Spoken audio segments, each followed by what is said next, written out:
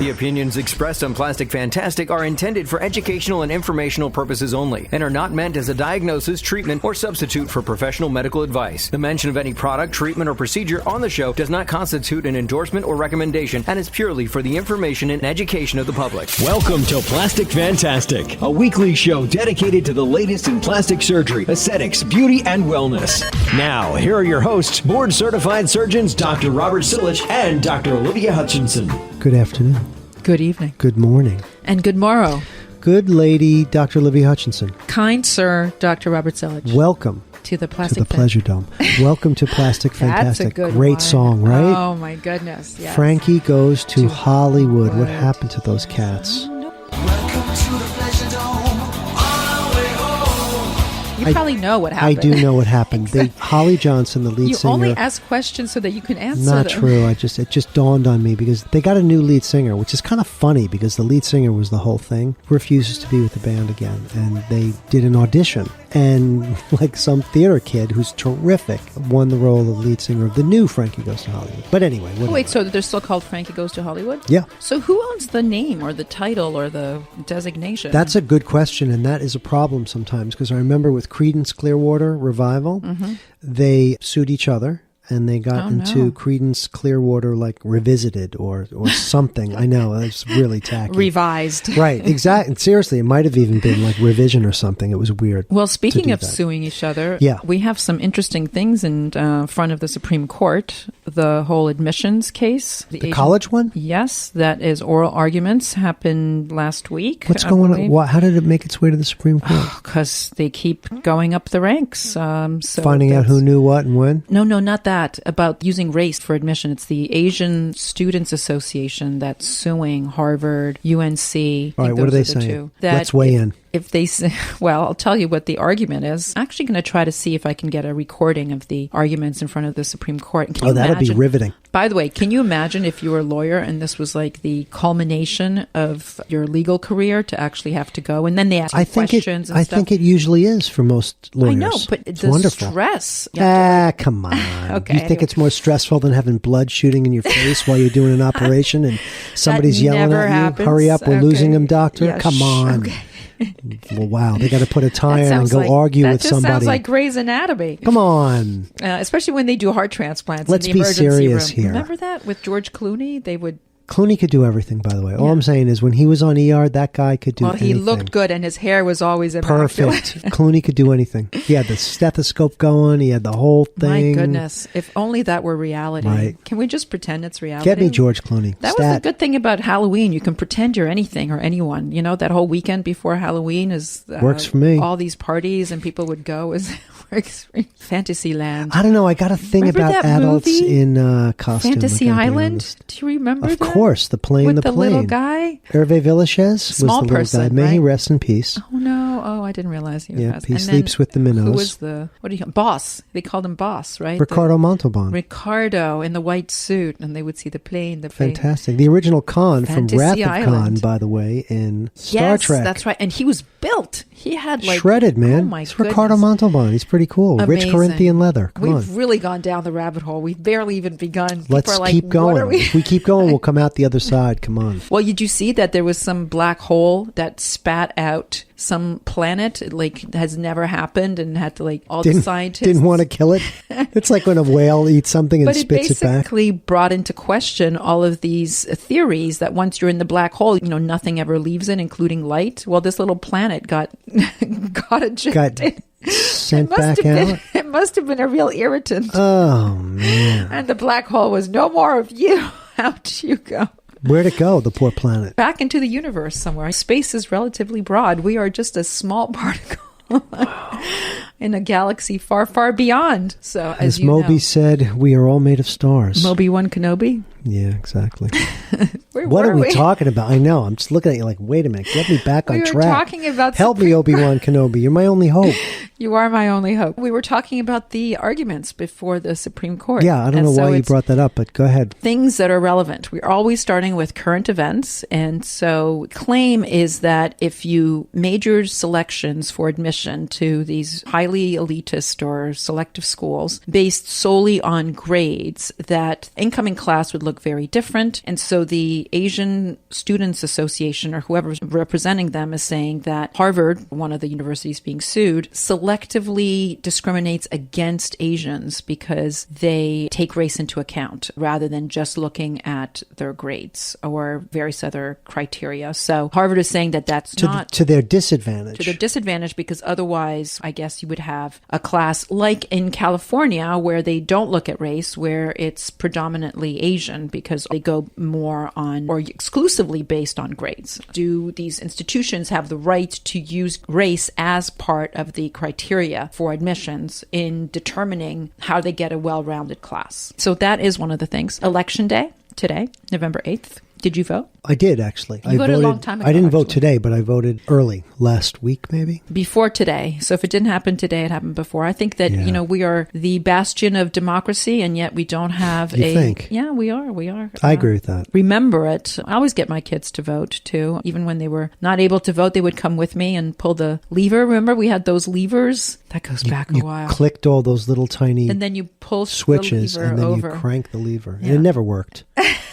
You're like, oh, wait, no, that was the wrong one. It does work. Hanging chads. We've had some fun election stories with the hanging chads. And, So we're doing election selection today. That's what you called this one? I called this one that because it's election day and it's very So important. the listeners should know that we should give them a little bit of inside baseball with us, speaking of baseball, that you usually pick the title and sometimes the topic. We kind of sit together for about 30 seconds before we go on 5 air. seconds. 5 seconds. And we say, what do you want to talk about? Well, what's today? Okay, While got you're it. getting Great. your hair fixed. Exactly. To make sure it looks and perfect. And then you say, even though we're on doesn't the matter. podcast, It on doesn't His matter how Majesty's Internet. Yes, exactly. Matters to me. It always matters. Doesn't matter how you feel. It matters how you look. And you they're look marvelous. Thank you. And they're one and the same. Well, in our business. And you selected election selection. But also because there is a whole selection process to becoming a plastic surgeon. There you go. And being part of these societies that we refer to intermittently. Also the selection to these very fabulous lists of top doctors that we are also on. I will pat you on the back and you can pat me on the back for Castle Connolly. Yes. Both of us, yeah. We're Yes. always on those.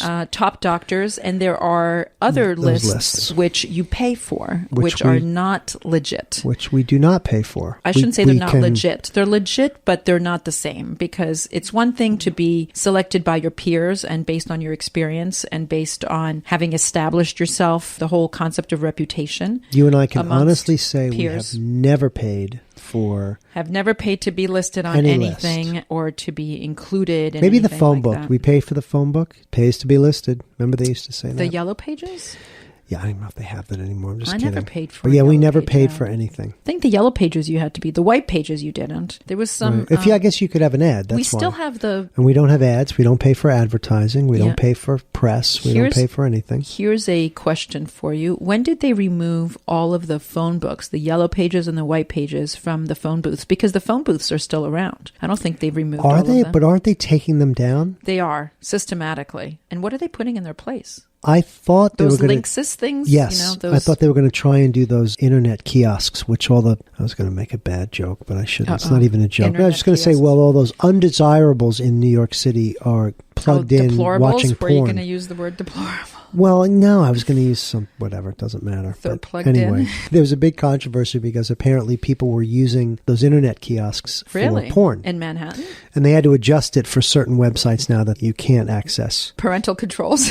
I guess. Do you know where your children are? Totally. right. Remember with the news? All the at time. Like 10 I o'clock still or think something? they have that. It's 10 o'clock. Do you know where your children are? It's like, well, yeah, now you do because you can track their locations. Yeah, and now you say it's 2 a.m. Do you know where your kids are? Because kids stay out so damn late lately. Well, you need to have a curfew. I'm like, I oh, have a man. curfew. Do you have a curfew? For the one child who's left at home. The curfew child? Yes. But you've got such good kids. Come on. Yeah, no, I'm very lucky on that front. But It's not luck. It's you. It's me, because I crack the whip. You know, you have to keep him in Yeah, line. you're a great mom. You I've have seen to it. have the repercussions. Come on. When you draw the line in the sand, it's got to mean See? something. So it's not a bail-free crime in your house. Well, here's You've got bail. I like that. you will lose your privileges. You don't follow through on them, then I Or mean, behavior unbecoming. hey, listen, we have international situations now which are based on people crossing lines and having no repercussions. Right. So I think keep that in mind. It's like that line in Lebowski. It's- This is not Vietnam. There are rules. Oh, my God. I love that. Anyway, you're listening to Plastic Fantastic with Dr. Olivia Hutchinson. And Dr. Robert Silich. We are talking about selection. So we didn't even talk about what we're talking about. well, no, you did. You started saying the selection that we're on. The selection process. I think we should then move it towards selecting your doctor, which Yep. we talk about every week, which I know is boring the listener. But here's an interesting one. Let's flip it on its head. It's not boring. It's very important. It is important, but we say it a lot. But here's one we don't talk about that much. Selecting the patient. Because we do kind of select the patient. And we turn a lot of people down. We try to. Some of We them. try to. The sad thing is we know they're going to be a stone's throw away from our front door at somebody else's office who's going to do it. I think that one of the things we spend a lot of time doing is educating patients about dispelling myths and debunking misconceptions and educating them about things that they think they know, which are not correct, right? So there's a lot of information that they pick up on Instagram, TikTok, various other social media, usually social media platforms. I think that if they're going to read an article, there's usually a little bit more vetting that goes into that. There's an editorial component so that they actually check sources. But anything that you post on social media, it's a free-for-all. It's literally the wild, wild west. Anything goes. And the internet erases forgetting. Who said that? I don't know. Erases forgetting so that it's Meaning permanent, like, you mean? right. I mean, you can move it on down the line, so to speak, on the search engine that you use, but it's still there. It's very hard to erase anything. We also have a new Twitter owner, the Chief Twit. I Did know. you see that? I thought that was so cute. And he fired everybody.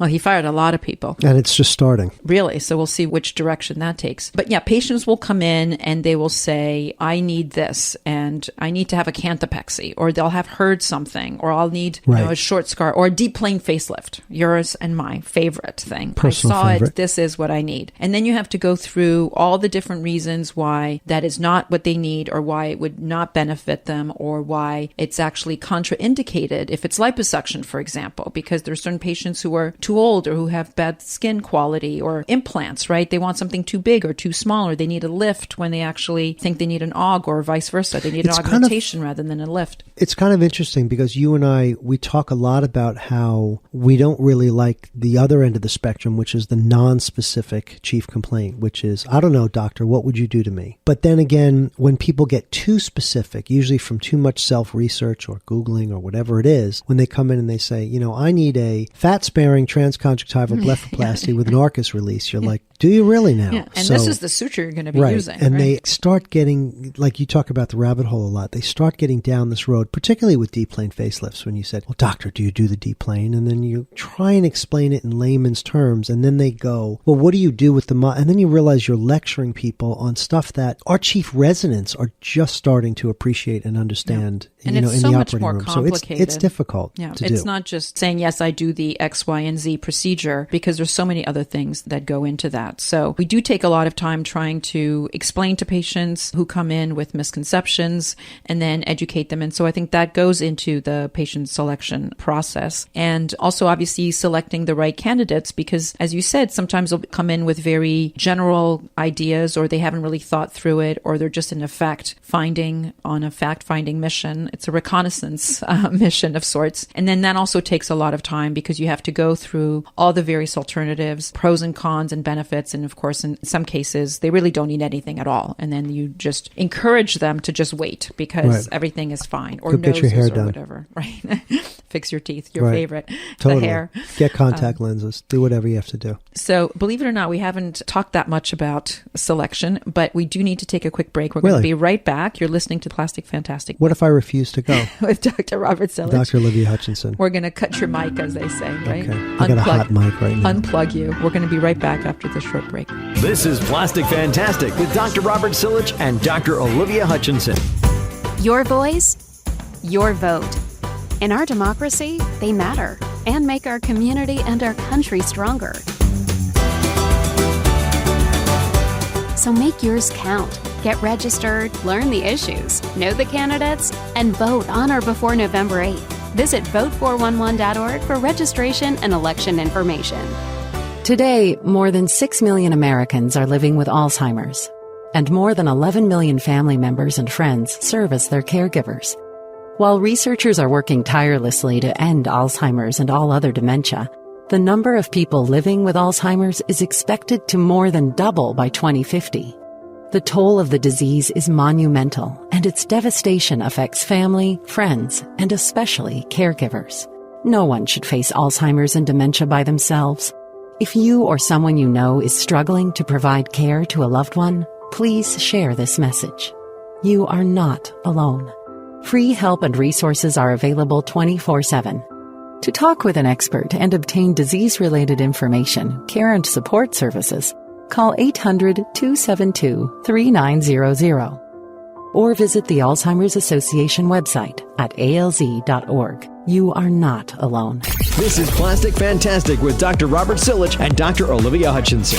Plastic Fantastic. Welcome back to Plastic Fantastic with Dr. Olivia Hutchinson. And Dr. Robert Silich. We're talking about election selection. Selecting patients. Selecting doctors. Electing your representatives. Selecting procedures. Electing not to serve. Electing to show you the door. Electing not to go. Exactly. Just say no. Just say no. Well, we're going to get to food. Remember that this is your like brain on drugs. Remember they cracked the egg and Yeah. like fizzled it or whatever. So we have to get to eggs and food and Where are you going drink. with this? How do we get eggs? This is your brain on drugs. Got it. Just say no. Walk away. Just say no part. I'm hopping around all you over are- the That's place. okay. I'm just trying to follow you down the rabbit I'm hole. like the rabbit. I'm Going literally down the hole.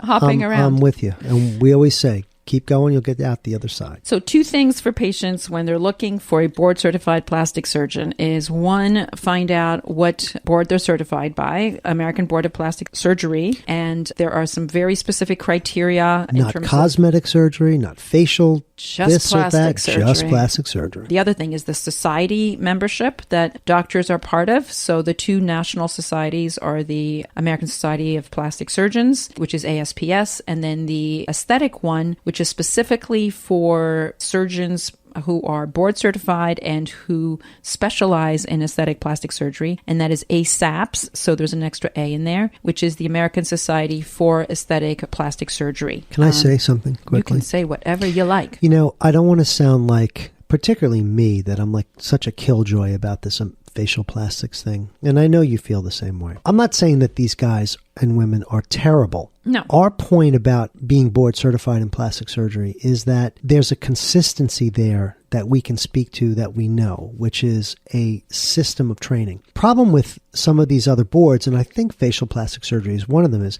I know a whole bunch of really, really amazing, excellent facial plastic surgeons. There is no standardization of their training. So that's the thing that we worry about. So when we're talking about selection today, when we talk about how does the average person try and find a doctor, well, we both think the best thing is ask your own doctor or ask, somebody else who's been to someone, which is not as good as your own doctor, but still, that's okay. But these are ways that you gather information to look for somebody, and we can say that knowing the rigors of the American Board of Plastic Surgery, with very few exceptions, you're going to be in very good hands with very well-trained physicians. Now, obviously there are exceptions on both sides of this, and it's the inconsistency and the non-standardization of these other boards, cosmetic surgery boards, facial plastic surgery boards, facial cosmetic boards, that we just can't really speak to. And hopefully that will change, and I think it will in the future. It sounds like there's a lot of grumbling and rumbling going around about they're going to merge them and they're going to try and get them to be more recognized, but we're just not there yet. And part of it also has to do with the training, because to go down the plastic surgery path, you start with general surgery and then plastic surgery is a subspecialty of that. Whereas to go down the facial plastic surgery, which starts with the otolaryngology, ENT, ear, nose, and throat, you only do 1 year of general surgery and then you go into, I think it's 1 or 2, but then you go down the ENT route, which is a lot of sinuses and ear tubes and tumor resection in the head and neck. And cosmetics and facelifts and stuff are not, I don't think you're examined on that in the Board of Otolaryngology. No, that is something that they created for that you have to do on your own. Right. So you have to go to an office and you have to basically shadow somebody and apprentice with somebody. Now, it's interesting. We talk about this a lot because the apprenticeship system in medicine existed for centuries. And it was in the 1920s where it was no longer accepted, where they said, published a very famous piece in medicine called the Flexner Report. And that basically changed the apprenticeship system of training to a standardized formal training. They made boards, they made the American Board of Surgery, then subsequently the American Board of Plastic Surgery. And what it did was it guaranteed that all of these doctors had to do a certain amount of years at a certain specific number of hospitals and then be examined afterwards. The apprentice system, which has kind of been brought back indirectly with a lot of these rogue plastic surgeons, if you want to call them, or cosmetic surgeons. That's a system that was tried and failed for centuries because of the inconsistencies. Yeah. And one of the things that they're changing also now in terms of the residency programs is that they are coming up with competencies or modules in different areas. Right. And this is not just for plastic surgery, but for surgery in general, or pediatric surgery, all these other types of surgical subspecialties, so that they can make sure that you've seen and you've done a certain number of cases within your training program, so that if you're working in a smaller program, which maybe doesn't have access to the same kinds of patient populations, and so the breadth of experience is different, they want to make sure that once those surgeons come out and say that they are fully trained, they truly are. So that's one of the changes that they're trying to implement. And of course, there's a lot to be said with, well, how do you make up for discrepancies in that? And what if you're in a much smaller hospital and your patient volume is much smaller? And we can talk about what's happening in the healthcare system in general. We see it in New York City, right, where we used to have whatever it was, 18 different hospitals. Now we're down to like 3 or 4 major hospital systems where they've all sort of swallowed up the other ones and renamed them and made them part of the grand master plan, as it were. So, and our training programs were merged. But, Absolutely. Your original one and my original one are now the same. A lot of it is cost-based, obviously. Yep. Back to the training concept and which societies you belong to. It's all, by the way, to benefit the patient. And as you were saying, there are some very technically good, clinically excellent ENT doctors who are able to perform cosmetic surgery procedures, but that is not the same type of training and background as plastic surgeons who've gone through it. And I think what's also really important is that patients really try to understand that there are different techniques and that there are different areas of specialty that surgeons will have after a number of years. And so you'll have people who do more face and neck stuff for eyes and noses and that sort of thing, and the surgeons who will do more breast stuff. One of the things that we loved about our, and I'm speaking for you now, but feel free to interrupt or debate me on the point, is that as plastic surgeons, you really have a very broad set of procedures that you do, and you really operate on every single part of the body. And that keeps it very interesting in terms of who you see as patients and then what your daily life is like. And so it has to do with approach to different surgeries and also personalities, because there's some people who like to do the same exact thing. We talk about the breast surgeons. We just had Breast Cancer Awareness Month. They're really 2 main types of surgeries for breast cancer. You either do a mastectomy or you do a lumpectomy with axillary node dissection. And so there are certain surgeons who really chose that profession because they like to know that those are the 2 cases that they're going to be doing every single day, and they work really well that way. Heart surgery is a lot like that. Yeah, bypass surgeons, and you work with the cardiac guys at But Cornell. yeah, that's one of the reasons I think both you and I went into this. It's very, very varied in what we do every day, and it's creative, and there's all sorts of stuff. And the aesthetic aspect to it. And the obviously. holistic aspect of it. I mean, the fact that not only anatomically do we see people from head to toe, but we think about their lives and we think about their overall health and how that fits into what we're going to do. And also, when we were discussing selecting the patient, that's one of the assessments that we make prior to having them as a patient and going ahead with surgery, is that you have to make sure that your patient has a healthy lifestyle, that they're psychologically in the right frame of mind, and that, they're able to proceed with cosmetic procedure, which is an elective procedure, because unlike heart surgery or tumor resections, they get to choose their surgeon and also choose the time that is the best for them. The other thing I was going to say in terms of them choosing their surgeon is sometimes patients will rely very heavily on pre and post photographs that they see usually on Instagram or on a tiny little phone where the screen is minuscule and where you really don't see the nuances and the detail, the minutia.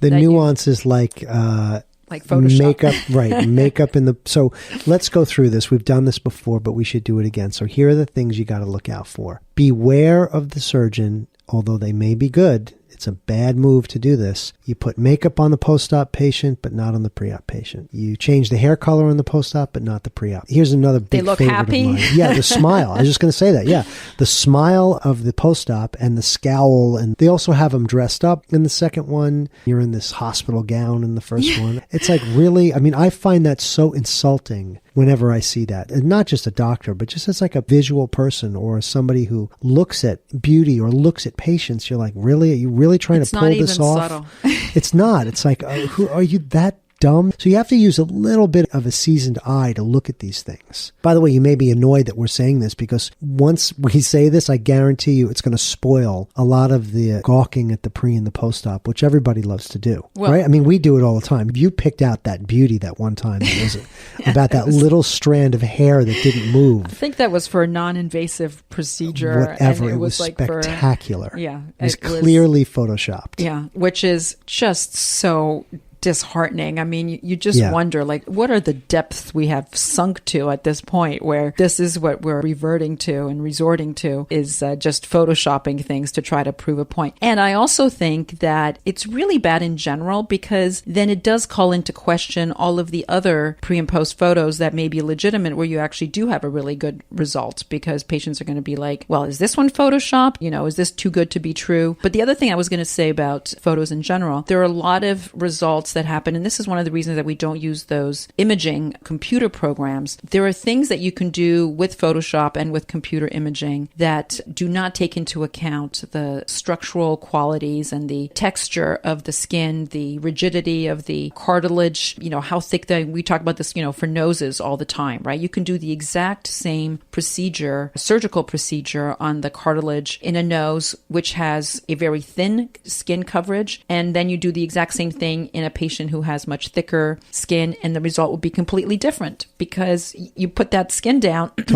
or you cover the cartilage with different type of skin or the age of the patient, all those things. Which is why we don't like that, the computer imaging and stuff. We don't. It's like we always say, it's like gardening. It's not like carpentry. You have to take into effect the aspect that the face is going to heal differently. One side's going to be different than the other. One side's going to scar more. It always happens. And the healing process in and of itself is so different and so complex and so many different cells that are involved in different stages and phases. A lot of balls in the air, as we like to say. Yes. And by the way, speaking of balls, you're listening to Plastic Fantastic with Dr. Robert. I'm frozen. That was so good, actually. And Dr. Olivia Hutchinson.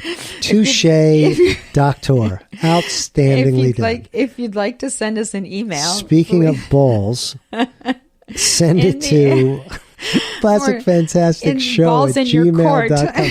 Very good. Oh my God, I'm having a ball. Plastic Fantastic Show at gmail.com. We're going to take a quick break and we're going to be back with food and wine and drink and restaurants. So You're listening to Plastic Fantastic with Dr. Robert Silich and Dr. Olivia Hutchinson. In times like these, strangers at your door should be treated cautiously, but unwelcome strangers in your home can be your worst nightmare. Home invasion is a form of armed robbery where criminals break into homes through unlocked or open doors and windows. They even trick people into opening their doors to confront victims face to face. They can be after money and valuables, threaten personal assault, or take members of the family captive. But you can be proactive against these disturbing attacks. Learn how to protect yourself against home invasions. Never open the door to strangers. Secure your home with high-security locks and quality door and window hardware. Consider a home security system and even a dog. It's also a good idea to devise an action plan for your family in case intruders ever do enter your home. To learn more about how to keep your home safe from intruders, visit ncpc.org. That's ncpc.org. A message from the U.S. Department of Justice, National Crime Prevention Council, and the Ad Council. My voice. My responsibility. My generation. My ballot. My future. My vote. Plastic surgery with natural, elegant results. Plastic Fantastic with Dr. Robert Silich and Dr. Olivia Hutchinson returns now. welcome back to Plastic Fantastic with Dr. Olivia Hutchinson. And Dr. Robert Silich. We were talking about election selection. And now we're going to talk about selecting the restaurant that you want to go to. Or selecting the right wine. That's your category. I just go with the How do you say sommelier. That? Enophile? Wineophile? Yeah. Enophile. Enophile. Eno. Because it's kind of like vino. That's how I remember it. Very good. Are you a wine person? You're more of a cocktail person like I am. I am on everything. Why do you have to pick one or the other, as I like to say? I knew there was something about you I really loved aside from just being my partner. I tell you, every time that I go out and they say, are you going to have a cocktail or wine? I'm like, why is this an either or? Right. Why that's are they very mutually cute. exclusive? Yeah, that's I like to do both. That's a big British thing. I'm very inclusive. Wine is at every meal. And a French thing, too. Right. It's always considered a beverage. It's really not like that in America. There's always a choice between the two. And don't you feel a little kind of annoyed like you're having your martini or your Cosmo like you like or a scotch and the waiter like takes the wine glasses away? Yeah. Hello. Right? I'm like, no, touche pas, by the way. What was that? Don't touch. Nice. Very nice. Leave the wine glass. How do you say it again? Touche pas. Is that French? It is. Oh, it almost sounded like no a toca. little Russian. Touche. Touche is touch, with an E. Like touche. Like I said before, when you had that Bowles comment, touche, Dr. Hutchinson. Yeah, you feel a little bit like, touche pas à mes there go hey, easy. There go the wine glasses. Bring them back. So I went to, speaking of wine and a sommelier, I went to a really fabulous restaurant called Chambers, and it's actually You live a double life. I live many lives. I'm the one without kids.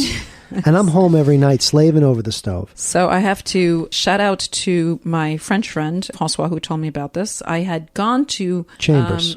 So it wasn't called Chambers before. I forget the name of the restaurant. Is it down on Chambers Street? It is on Chambers. Very cool. Sort of in the middle of nowhere kind of thing. But love it. Not too far. Once you're downtown, everything is close. So I actually walked over there from it's the narrow. Tin Building. Manhattan tapers down to a point. Exactly. Right? So you can go to all these different places, and you think you've gone to like 15 different neighborhoods, which you kind of have. So is it in Tribeca, that part of Chambers, or not even?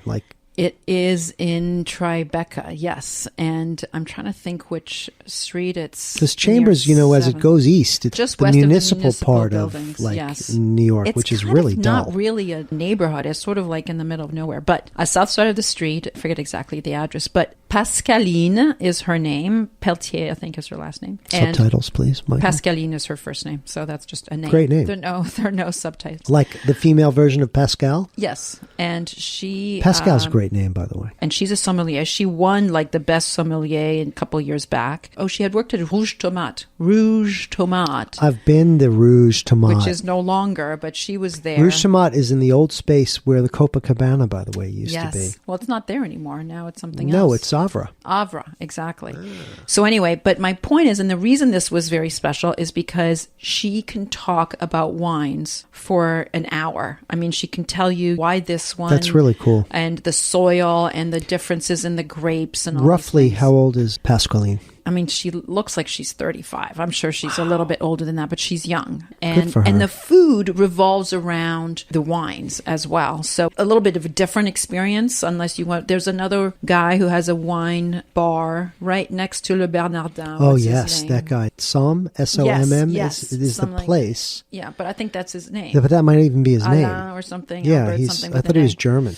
That one I haven't been to, but the same sort of concept that, it's not just about having a glass of wine, but it's the whole experience and how do you complement things and stuff. So I have no skin in the game, as it were, but I just thought it was really fabulous meal. And they do change the food also because it's locally sourced as well. So depending on what's in season and that kind of stuff. So put all your best clients on it. Very difficult to get. Of course it is. It's why you were there. So why is it that like the other place? Why is it that you get into all the hard to get into places? I don't know. Answer that. I like sitting at the bar. Have you sat? We were talking about going to Isodi. I prefer to eat at the bar, at the counter, but they've gotten onto us. They've gotten onto us. Eat at the bar. It's a good question. I don't know why. I mean, obviously, it's higher up? If you're alone, yes. If you're with one other person, I think it's kind of intimate in a way. I don't know. It's nice. Except you have people on your right and left. Obviously, a lot of it is a social thing. Then you get to talk to If you can get the corner, it's like bonus. But obviously, it's related to Japanese, which, I love. So eating at the sushi counter. Yeah, because that's always preferred than to a table because you and the chef and your date,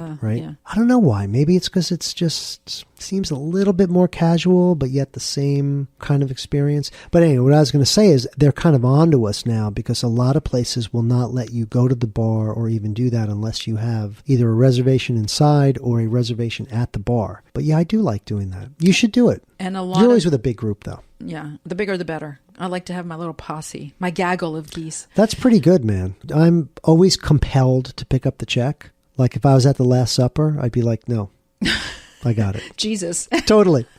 I got it. It's 12 guys here. Yeah. Trust me.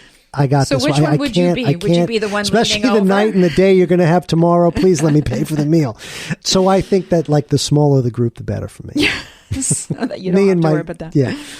Well, Because I'm going to fight for the check. What do you do with those big groups? Seriously. Do you guys do the old person thing where everybody throws a credit card in? Well, I guess it depends how big of a group it is. So, and then we had to stop all that over COVID because you couldn't you have out with your little posse going back and forth. Listen, I think it's a lot of different environments. Some places really cater to big groups. Some places just aren't. And then you can't hear each other talk. And that's the other thing. So one of the most important things for me is making sure I go someplace where the seating is comfortable. So there, I've said this before, I think. There is a very famous chef out of London. His name is Marco Pierre White. And even though it doesn't sound very He gives British, you an extra cushion. Like when you do Soul Cycle, they give you the extra padding on your really bicycle. Famous with, I'm going to say Michelin stars. You can say Le Guide Michelin, right? Very, very, very famous guy. And he always says there's three things that make a restaurant great. Number one, the ambiance. Seating. Oh, the Same lighting, thing, right? yes. Ambiance, seating, just what you said. Number two, service. And number three, food. He goes, and he said 1 and 2 are eons beyond number 3, which is interesting. If you think about that, it's true. You'll forgive something that may not be the best food you've had, but if the lighting is wonderful and the service is great and you're just having a really comfortable, good time, who cares? Isn't there a word for that, like the hage or something? It's like there's a Swedish word that has to do with like the ambiance and the... I thought that was about like home comfort though. Yeah, but it's just, why does it have to be home? Like when you go out of the house, no, you I still gotcha. want to be... It's a feeling, right? Yeah, you want to be pampered and looked after, kind of like what we do with our patients here when they walk in. You know what? It's not too far away. What's that word again? It looks different than it sounds. Yeah. It's like not the Hagia Sophia, but it's like Haagen-Dazs? Haja. What is it again? The Haj? The Haagen-Dazs? The Haagen-Dazs. What's it called? Which is not... I know what you mean, though. Yeah. And you're right. Maybe we should put that on our brochures for our patients. Oh, yeah. We have to make brochures. Come for the Haagen-Dazs. You'll leave happy. Anyway, you could email us, by the way, about any of these crazy things. Yeah, these crazy Plastic, things fantastic that we talk about. Show at gmail.com. Dr. Hutchinson is busy with her thumb right now Googling something with Dr. Olivia Hutchinson, and I am Dr. I think Rob it's Silich. Swedish. Isn't like the Swedish... I don't know. You know what? The first thing that comes up when I put in Swedish? IKEA? No, House Mafia. Really? Why? I have no idea. Wow. And then massage and then fish. Like any of those things. Ah, interesting. The candy. The Swedish fish candy. Well, I like to read a little bit about everything so that I can sound semi-erudite about things, but I can't find the Swedish home stuff. You'll have to listen to us next week after I've had a chance. Speaking of intimacy and dining experiences, I'm still working on the holiday party for us. I got to find something that's good. It's tough. It's not easy. We're going to try to find a place where you feel really good when you go and where the service is really great. But you also want to interact a little bit with the rest of the restaurant. You don't necessarily want a completely private room, and you don't want it to be like doing shots at the bar. So it's got to be like... I found it. Hygge. How do you say it? I have no idea. I'm going to say Hygge. Well, you're the linguistics one here. Sounds like hiccups. You know what? That's a great word. Yeah, because I've seen it regarding coziness and little pleasures. Slippers and all that stuff. Mm-hmm. What's that great Joy Division album? Guilty Pleasures? The sensation's very in, so sweet for another day. Every time you ask me something about music, I have to look up Mikey and roll my eyes because that's why Mike is here to keep us in. I can recognize things. I have pretty good audio memory, but I don't recall the names of all the things. So you know how to stop me dead in my tracks with a funny word. I gotta keep you on your toes. I've done it 2 weeks in a row now. Last week it was pounding. This week it was balls in the air. I just stop. I lose complete control of whatever I'm trying to say, which is funny. By the way, just to bring it back to the marathon, which already happened, and I saw this guy, maybe it's not the same guy, but I think it probably is. The juggler. He juggles balls while he's running the marathon. Yes, he does. Whatever. I see him in the park. He juggles the balls while he's running. Too? Yeah, so he's from New York originally? I guess. Okay. All right. Anyway. Whatever. Really? Okay. I don't feel bad enough. I'm on my ass on the couch watching everybody do 26 miles, and you're not only doing 26, but you're juggling while you're doing it. It must help him, though, I think. It must keep his mind focused and kind of trance-like. Probably not a bad idea now that I'm ragging on him so much. Somewhere I remember hearing that him saying or him being interviewed or somebody mentioned that it's easier because of the focus to juggle rather than just run. Like I said, No, I get that. I'm never going to be juggling or running a marathon. I think I've decided Your days at the circus are over? Certain strengths. I am not a ventriloquist either, Right. or an acrobat. Those double jointed people who can do all sorts of contortions and whatever. What happened to the Cirque du Soleil, by the way, since we're talking about circus? Is it still around? Was that it probably took a hit during COVID. Yeah, I was going to say, because there was always one type of it, production of it, that is in New York a year. And you're right, it hasn't been here in a while. You know what I do think is cool is those silks. Oh, the high up, that's people unbelievable. Who do all sorts of like Very interesting cool. with the ribbons. It sort of reminds me a little bit of the rhythmic gymnastics event. Have you seen those guys? That's an Olympic sport too. They do balls. They do the like a hula hoop kind of thing, the circle thing, which has, I'm sure, a name other than the circle thing or the hula hoop. Maybe it's just a hoop. And then they do the ribbon, which is insanely long. And somehow they don't ever get, I mean, I guess every once in a while they get stuck in it, but they'll do the little twirly things. And so the silks remind me of those rhythmic gymnastics with the fact that they wrap themselves around in them and then they do all sorts of interesting things. And apparently the strength that is required to do those routines is incredible. Core strength, because they're constantly like lifting themselves and dangling and hanging upside down. And these stuff. like little tiny people that usually That's do what we it, should which do is for amazing. a Christmas party. We should Dangle on hoops? have a silks performer so that you can, like an experience. Now you're talking. Bordering on inappropriate entertainment for the holiday party. I'm into it. Why not? I'm into it. Hey, something food for thought. Push the limit. I like that. Guess what time it is? Is it Miller time? It's Cocktail time? It's time to sign off. It's time to tell people that just when it was getting good. I know. Hoops and silks and rings and you just got to get the imagination going. So right. You've been listening to Plastic Fantastic with Dr. Robert Silich. And Dr. Olivia Hutchinson. We're always talking about selection and election. So, select the right silks. Totally. And the right silk sutures. Look, we can have gone a whole different route. You're so smart. Anyway, if you have an email you'd like to send us, please do so at plasticfantasticshow@gmail.com. Have a lovely day and the rest of the week. And same bat time, same bat channel. Sotto cinque. See you next week. You've been listening to Plastic Fantastic with Dr. Robert Silich and Dr. Olivia Hutchinson. Produced by Mike Scheck. This is Bill Eugene speaking. Got a question? Email plasticfantasticshow@gmail.com. And be sure to listen right here every week for another episode of Plastic Fantastic with Dr. Robert Silich and Dr. Olivia Hutchinson.